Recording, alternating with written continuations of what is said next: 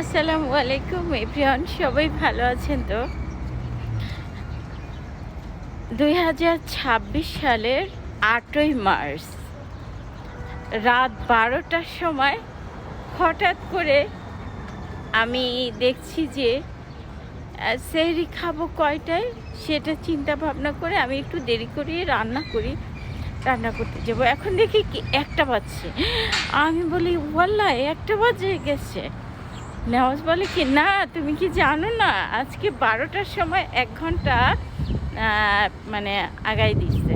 দেখেন, এটার কারণটা হচ্ছে আমেরিকাতে এসে আমি দেখলাম 6 মাস আগে, তখন আমি ছিলাম ওহাইওতে, তখন হঠাৎ করেই 1 ঘন্টা পিছিয়ে দিল রাত 12টায়।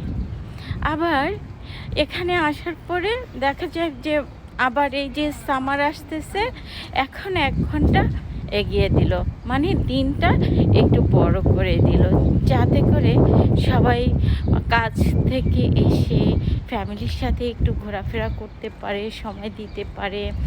এ কারণে তারা কিন্তু সব কিছুই চিন্তা ভাবনা করে তারা প্ল্যান করে করে।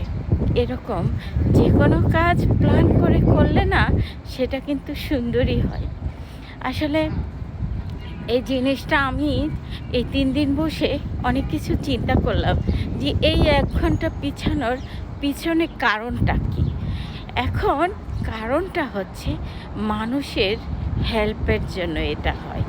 এটা যেমন ধরেন, এখানে বাসা থেকে মানে অফিস থেকে এসে খাওয়া দাওয়া করে একটু বাচ্চাদেরকে সময় দেয়, বাচ্চাদেরকে নিয়ে একটু বাইরে বের হয়ে তারপরে হচ্ছে গিয়া ওদেরকে একটু টাইম মানে খেলাধুলা করার সময় হয়।